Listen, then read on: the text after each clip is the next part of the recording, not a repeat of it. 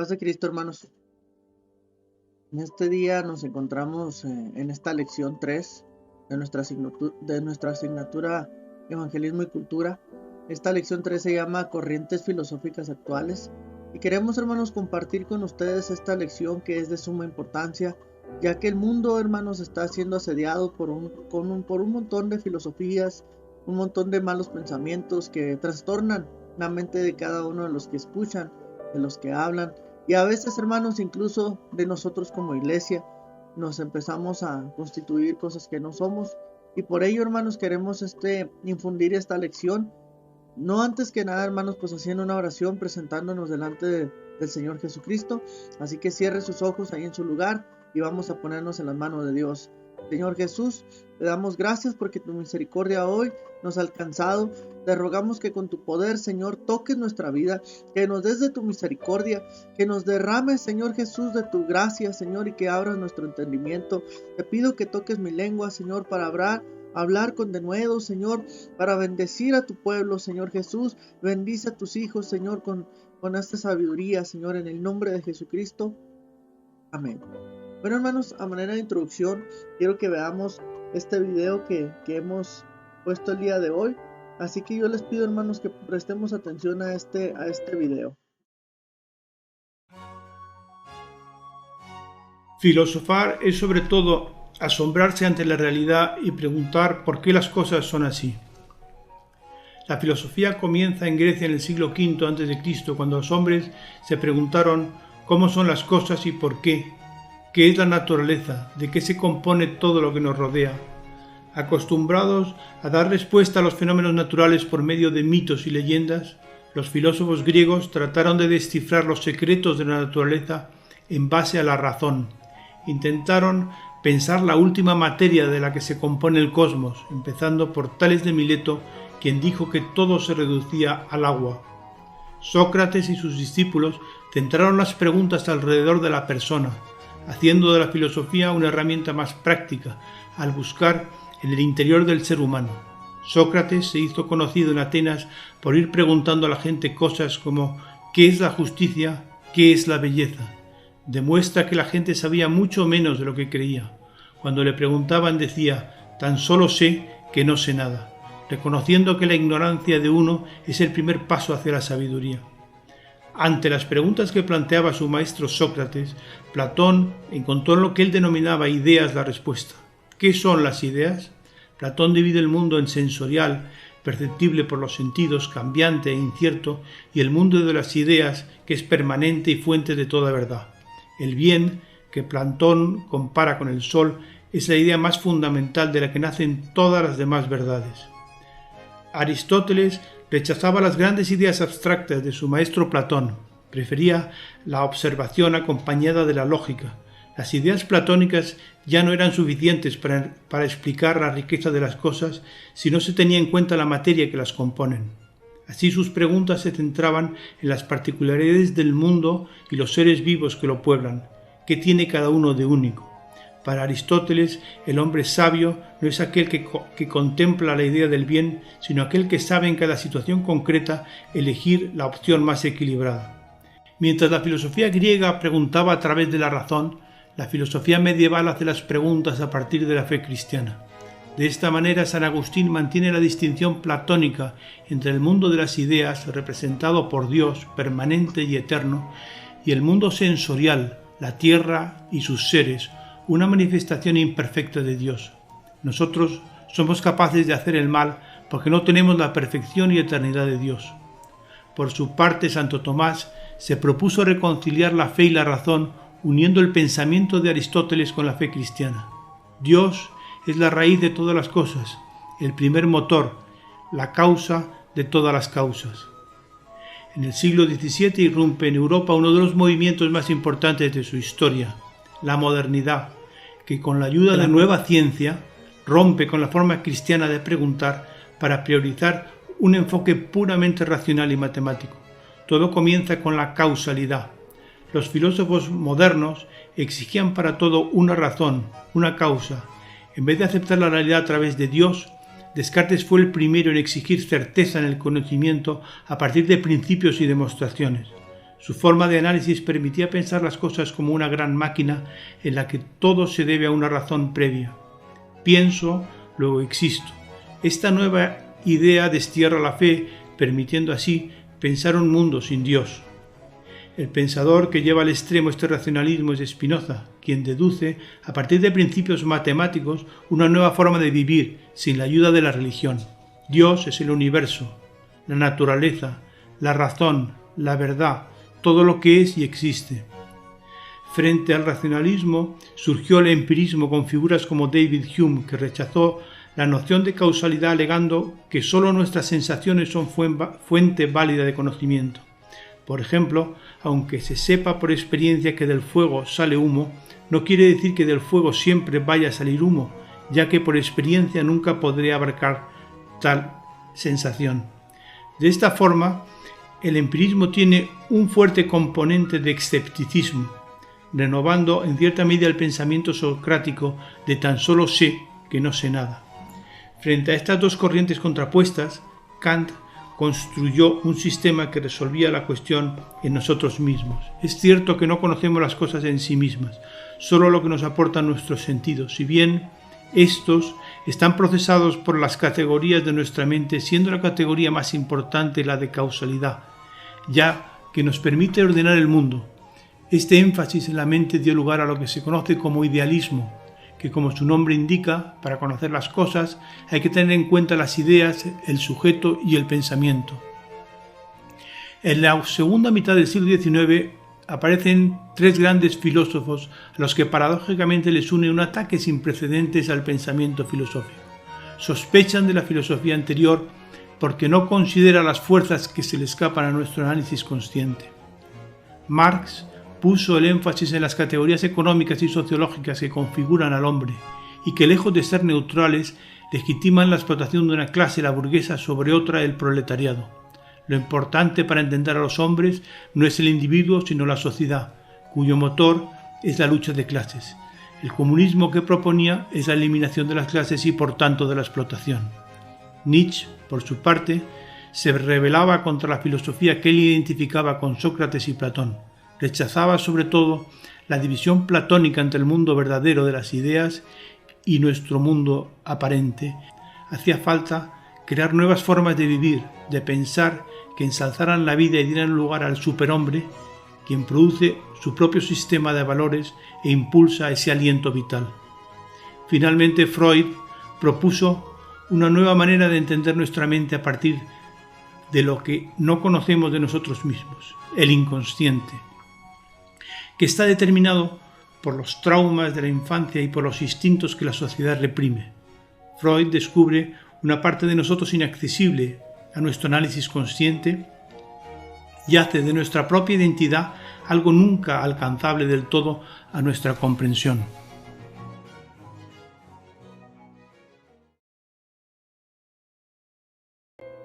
¿Qué vemos, hermanos, en este video? Encontramos en este video lo que cree la gente de la filosofía, lo que creyeron algunos de los filósofos más importantes de la época antigua y de la época contemporánea. Y hoy en día, hermanos, esto lo queremos observar para que veamos que la filosofía no está enteramente peleada con el cristianismo, sino que el cristianismo, hermanos, no sucumbe ante todos los pensamientos, porque realmente vamos aquí a discernir qué es lo que nosotros realmente como cristianos podemos aportar a la humanidad racionalmente. Amén. Porque dice aquí, introducción, la filosofía, de latín, filosofia, y del griego antiguo, filosofia, amor por la sabiduría. Es el estudio de una variedad de problemas fundamentales acerca de cuestiones como la existencia,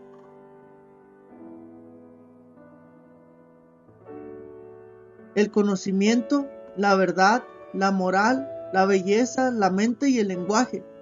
La filosofía occidental ha tenido una profunda influencia y se ha visto profundamente influida por la ciencia, la religión y la política occidental.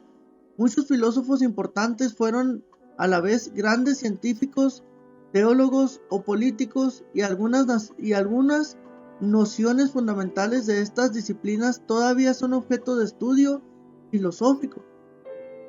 ¿Por qué, hermanos? Porque encontramos que realmente la filosofía como tal es el amor a la sabiduría. Mas sin embargo el ser humano se ha hecho partícipe de algo maligno, queriendo constituir solamente la filosofía desde la perspectiva secular. Pero nosotros encontramos, por ejemplo, en Proverbios capítulo 2, que la sabiduría es una fuerza de Dios, es un poder de Dios. O sea, Él, hermanos, posee el amor a la filosofía. Amén. ¿Por qué? Porque la sabiduría procede de Dios cuando realmente hay una sabiduría verdadera. Y podemos ver, por ejemplo, en el video que había los primeros padres de la fe, o los primeros padres después de los apóstoles. No estamos hablando de padres católicos, no. Estamos hablando de padres o patriarcas de la iglesia primitiva después de los apóstoles. Ellos tenían razonamiento y ellos estaban en contra de algunas de las cosas que influían en aquellos tiempos. Amén. Mire, la única ocasión que la Biblia se menciona la filosofía es en un sentido negativo. La encontramos en Colosenses 2:8, donde se les recomienda a los lectores: miren que nadie los engañe con filosofías y huecas sutilezas, según las tradiciones de los hombres, conforme a los rudimientos del mundo y no según Cristo. Pablo jamás se presenta como un enemigo de la elaboración sistemática del mensaje cristiano, ni mucho menos como defensor de la ignorancia. Él argumentaba bien y en bastantes lugares da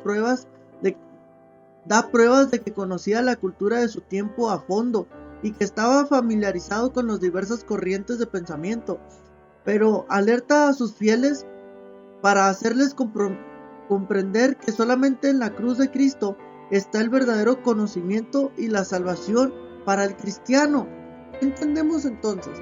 Hay un versículo de la Biblia que podría influir a muchos hermanos hoy en día para no estudiar nada de filosofía. Mas sin embargo es importante que todo cristiano esté bien relacionado con todos los conceptos que existen en el mundo. Uno de ellos es la filosofía. Uno de ellos es el estudio a profundidad de la filosofía y la historia de la misma. Pero pues infunden temor algunos hermanos en contra de ello, ya que se basan en este versículo bíblico que vamos a estar viendo más adelante. Dice aquí: meditemos. Lee el capítulo 2 de Colosenses, reflexiona y contesta las siguientes preguntas. ¿En quiénes están escondidos los tesoros de sabiduría y conocimientos? Pues de Dios, hermanos. 2. ¿Cuáles son las cosas que según el versículo 23 tienen cierta reputación de sabiduría? Pues las cosas del mundo. ¿Sí? Mas sin embargo, Dios se basa en estas cosas del mundo. Para ello, hermanos, veremos el paso 1. Filosofía cristiana. Mire, la mayoría de los cristianos piensan que la filosofía es solo pensamiento secular y que por consiguiente no puede existir una filosofía cristiana, pues eso implicaría una contradicción, ya que lo secular no es cristiano. Esta aseveración nos lleva, por lógica, a la conclusión de que toda filosofía es contraria a la Biblia, estableciéndose de este modo una condición de lucha contra la filosofía y la Biblia. Pero hermanos, realmente no existe un pleito entre la razón, entre el amor a la sabiduría y la Biblia. Hay diferentes pensamientos, eso hay que resaltarlo. Hay muchas personas que blasfeman y que piensan mal y que usan la filosofía de una manera negativa. Pero mire, en realidad es contraria a la filosofía. En realidad es contraria a la filosofía lo que la Biblia nos enseña acerca de la naturaleza de la realidad y las cosas. Antes de entrar más en este asunto, creo que sería útil una vez más mirar lo que nos dice Colosenses 2:8. Dice: mirad que nadie os engañe por medio de filosofías y huecas sutilezas, según las tradiciones de los hombres, conforme a los rudimientos de este mundo y no según Cristo. En otra versión de la Biblia leemos: tengan cuidado, no se dejen llevar por quienes los quieren engañar con teorías y argumentos falsos, pues ellos no se apoyan en Cristo, sino en las tradiciones de los hombres y en los poderes que dominan este mundo. Fíjese bien, también puede ser traducido este pasaje de la siguiente manera: mirad que no os tomen cautivos por una filosofía hueca y engañosa, que depende en tradición humana y los principios elementales de este mundo, en vez de en Cristo. Hermanos, aquí consolidamos más la palabra. Está hablando de un tipo de filosofía que está hueca, no que todo esté peleado entre la Biblia y la filosofía. Observamos en primer lugar que la Biblia dice: no os tomen cautivos por una filosofía hueca, Colosenses 2:8, sino sean cautivos por Cristo, según a los Corintios 10:5. Es claro que cuando habla de filosofía hueca, está hablando de una ideología que no tiene substancia, que no ofrece consistencia, una filosofía que no puede resistir ninguna clase de examen sin quedar expuesta. En segundo lugar, encontramos filosofía hueca, que depende en tradición humana y los principios elementales de este mundo, en vez de Cristo. Esto nos aclara que no está en contra de toda filosofía, sino de aquella que sigue la tradición humana en vez de a Cristo. Amados hermanos, aquí nos damos cuenta de la importancia que tiene el consultar a Dios, el leer la Biblia. Porque mire, hermano, realmente leer por leer, sin pensar, sin obtener sabiduría, entonces, hermanos, estamos completamente mal. Hay quienes dicen: todo es revelación, Dios te va a revelar lo que dice la palabra. Ahí anda un hombre que se dice ser apóstol, que se dice ser el nuevo Elías, que se dice ser el nuevo Salvador de este mundo, y él comienza diciendo que él va a enseñarles a todos aquellos que se dejen que el Espíritu Santo es mujer. Así como lo oye, hermano, que el Espíritu Santo es mujer, que Cristo sufrió en el infierno. ¿Por qué? Porque según la Madre Espíritu Santo le reveló en la Biblia cosas fuera de lugar. Este hombre está endemoniado. Pero ¿sabe qué? A veces sutilmente tomamos textos y los sacamos de contexto. ¿Sabe para qué?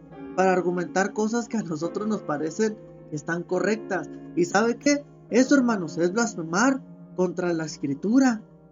Para eso se tiene que pensar, razonar, cultivar nuestra mente, leer a hombres que han estudiado más que nosotros, escuchar a hombres que han estudiado más que nosotros, para entonces poder hacer una sabiduría que provenga de Dios. Amén. Mire, entonces cuando hablamos de la filosofía cristiana, nos estamos refiriendo a la actividad intelectual en la cual una persona cristiana está dispuesta a pensar descriptivamente acerca de la realidad y sus causas supremas, en dependencia de la revelación divina. Escuche bien, la filosofía tiene que ver con Dios. La filosofía tiene que salir de Dios. ¿Por qué? Porque si amamos la sabiduría, Él nos la da en abundancia y sin reproche. Por eso es importante que nosotros pidamos al Señor que Él nos revele sus cosas, pero no como estas personas lo piensan. Amén. La filosofía cristiana desecha las respuestas falsas y declara que la única filosofía válida es aquella que está de acuerdo a Cristo. La filosofía humana excluye a Dios y a su revelación y pone al hombre como el juez supremo. Pero para la filosofía cristiana, Dios y su revelación son el fundamento de toda la actividad filosófica y el criterio supremo de toda verdad. Entonces, hermanos, aclaramos pues que así encontramos la filosofía absoluta que proviene de Dios en la Biblia. Pero para esto, hermanos, tenemos herramientas filosóficas como estudiar el griego, como estudiar el hebreo, como estudiar hermenéutica, como estudiar homilética, que entonces nos da a nosotros un razonamiento más estable de lo que dice el texto. Amén. La filosofía no está peleada con la Biblia. Aquí hay una actividad, hermanos, una pequeña actividad. Pues aquí dice que de equipos de 3. Usted sabe que no se puede juntar con su compañero. Hágalo solo, hermanos. Pausa el video y conteste la actividad. Continuamos. Paso 2. Lo contemporáneo en las corrientes filosóficas. 1. El positivismo. El positivismo de Auguste Comte, que pretendió organizar la vida social mediante leyes científicas, observables y cuantificables. En su aparición intervinieron tanto el hastío producido por la filosofía idealista, como el desarrollo de los medios de producción con la aparición de los movimientos proletarios y el arrollador triunfo de la ciencia. La creación de una nueva religión sin Dios, la religión de la humanidad, para que esa creencia común uniera afectivamente a los miembros de la sociedad, ya que en caso contrario, la solidaridad entre sus miembros sería imposible. En el positivismo encontramos a Auguste, que trae una nueva filosofía, ¿sí? Dejando atrás la filosofía idealista y convirtiéndose en el primer hombre que comienza con el positivismo, pero acarrea malas influencias, como que, bueno, como la creación de una religión sin Dios, se le llama humanismo. ¿Amén? Hoy en día hay muchos hermanos humanistas. ¿Sabe cómo es esto? Hay muchas personas humanistas porque prefieren abortar a un niño, pero ven a un animal y quieren tratarlo como a un humano, así como lo oyen. Mire, existe también el historicismo. Con el nombre de historicismo se designa una amplia corriente de pensamiento que se caracterizó por considerar que la historia era la categoría fundamental de la filosofía. Para algunos pensadores, como por ejemplo Dilthey, la propiedad básica de la realidad era su carácter histórico, mientras que para otros, como Spengler y Toynbee, sobre todo, el conocimiento y comprensión de la historia eran las únicas categorías que podían permitir al ser humano valorar el significado de cualquier hecho, acontecimiento o situación. Entonces, en esta filosofía, hermanos, todo tenía que basarse en la historia, en la repercusión histórica, y todo esto venía a caer sobre el pensamiento de que nada es real si no está escrito. Amén. La fenomenología. Este movimiento de carácter metodológico y filosófico se denominó fenomenología porque su punto de partida y de llegada fue el análisis de los fenómenos de conciencia y de los objetos de la intencionalidad consciente, que podían y debían ser analizados en su transparente objetividad por el sujeto consciente. La fenomenología entonces estudia, hermanos, la conciencia del ser humano, la conciencia de la sociedad colectiva. Ellos fomentaron esta filosofía con el método lógico, amén, para que sea por la metodología, amén. Vemos también 4. Psicoanálisis.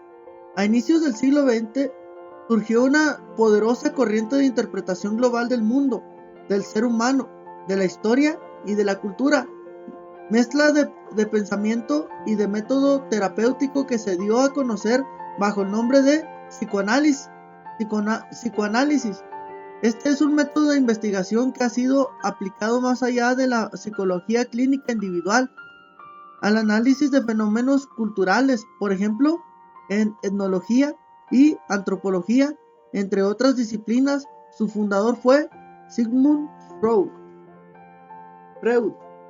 Miren, hermanos, encontramos en el psicoanálisis no solamente el estudiar el psique de una persona individual, sino el psique de una sociedad en común, de una etnia o de la antropología común. Quiere decir el amor entre varias personas, no un amor hetero, sino un amor condicionado, un amor basado en la ayuda propia. Amén. Y este psicoanálisis pues, reventó el siglo XX y vino a traer un montón de cosas que hoy conocemos como antropología, etnología y la comprensión de las culturas en diferentes formas. Amén. 6. El existencialismo. El estallido y las crueldades de la Segunda Guerra Mundial, sobre todo la barbarie nazi, y el lanzamiento de la primera bomba atómica contra Japón, tuvieron un golpe tremendo para la conciencia filosófica del Occidente. La utilización de armas nucleares, cuya potencia destructiva era desconocida, alertó a muchos científicos y técnicos sobre los peligros reales de autodestrucción de toda vida sobre la Tierra. Esto obligó a dirigir de nuevo la mirada hacia la absoluta soledad de la existencia de millones de seres humanos sin libertad y sin posibilidad de vida humana digna. ¿Qué encontramos en el existencialismo, hermanos? Bueno, encontramos a hombres que vieron la realidad del poder en las armas nucleares, vieron la barbarie del poder del autoritarismo que ejerció los nazis sobre los judíos y sobre los cristianos y sobre toda aquella planicie de Alemania y todo lo que ellos conquistaron, y comenzaron a ver el existencialismo, comenzaron a observar y a pensar en más gente, no solamente en unos cuantos. ¿Ven? Miren, hermanos, ahí está la actividad 2. Les pido por favor que pongan pausa y que hagan esta actividad. Amén. Continuamos. Paso 3. ¿Filosofía estéril o fructífera? ¿Y saber todo esto de qué me sirve? Nos sirve para situarnos en el tiempo y en el espacio en el que nos encontramos, el cual es sumamente necesario que lo discernamos, lo analicemos y proyectemos desde ahí el lugar en el que se encuentra el cristianismo y desde el cual se debe presentar la existencia y el ser de Cristo. No se trata de convertirnos en intelectuales cargados de conocimientos, letras y discursos, sino de comprender estratégicamente la edad de la humanidad y las épocas que vive. Mire, amado hermano, dice la palabra del Señor, y entonces la humanidad, el hombre, andará de aquí para allá, la ciencia aumentará y entonces vendrá el fin. Encontramos, hermanos, que a través de la filosofía nacieron un montón de ciencias categóricas en la medicina, en la tecnología, en los avances científicos, en los avances de intelectuales, en la composición humana, la composición del cerebro. Y todo esto, hermanos, se basó en el pensamiento de alguien, en la búsqueda del saber, en la búsqueda de la sabiduría. ¿De qué me sirve entonces a mí saber todo esto? Me sirve de mucho. He estado leyendo o leí un libro que se llama Inteligencia Emocional de Daniel Goleman, y este libro a mí me habla de teoría de cómo el ser humano razona, piensa y siente a través del cerebro y sus componentes, tanto químicos como sus órganos que interactúan entre sí. ¿Por qué, hermano, se siente uno enamorado? ¿Por qué se siente uno enojado? Habla de la amígdala, de cómo la amígdala almacena las emociones, y a mí me ayuda a comprender a los hermanos y de cómo ayudarles. No solamente llegar y espíritu fulano, espíritu mangano, espíritu, y todo es espiritual, cuando a veces la persona no necesita una reprensión espiritual, sino que necesita ser sanado emocionalmente, o necesita perdonar, o necesita recibir perdón, hermanos, y a veces la sanidad es psicológica, hermanos, pero espíritu fulano y perengano, amado hermano, ya estamos hartos de eso. Se requiere intelectualidad en una manera sana para poder comprender que los tiempos están al final. Estos tiempos se están acabando, hermano, y nosotros somos parte de ellos, y tenemos que ser estratégicos para poder predicar el evangelio. Amén. Actividad 3. Ahí vamos a interpretar esa palabra, hermanos, esa actividad que viene allí, hermanos, y ánimo, hermanos, pongan pausa. Continuamos. Conclusión. Los siervos de Dios debemos amar la sabiduría, o sea, la filosofía, pero no más que aquel que nos la da, que es Cristo Jesús. Pablo fue un hombre sabio, docto y muy preparado, pero que se apasionó con la comisión que le fue dada de parte de Jesús. La filosofía en sí no es mala ni buena, sino una forma de cuestionar y responder sobre grandes interrogantes de la vida, las que a través de los siglos no ha podido ser resueltas, pero que pueden serlo cuando acudimos a la fuente de sabiduría que es Cristo. Las corrientes actuales de pensamientos algún día serán historia. Los grandes pensadores, filósofos y científicos jamás podrán desdeñar la grandeza del amor de Cristo. Pero nosotros, los que hemos aceptado el llamado de Dios, debemos compartir las buenas noticias de salvación, de modo que sean entendibles y actuales en un momento que necesita de Cristo. ¿Estás listo?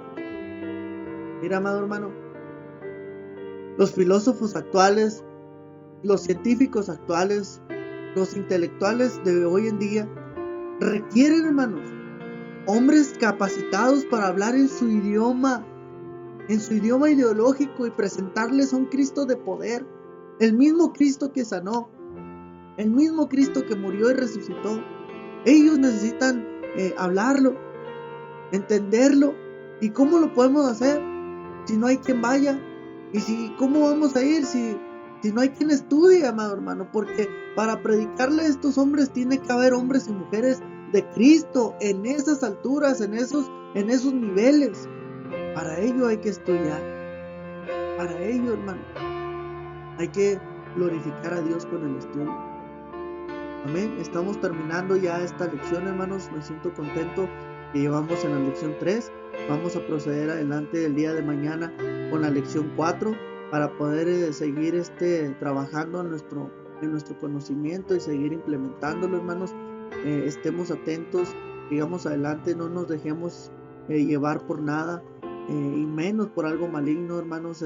Comprometámonos a no seguir las filosofías huecas, las sutilezas malignas, sino apoderémonos de la buena filosofía, hermanos, de la filosofía que proviene de Dios, y amemos la sabiduría que proviene de Dios. Amén. Hermanos, esto ha sido todo por hoy. Dios los bendiga, hermanos. Ánimo.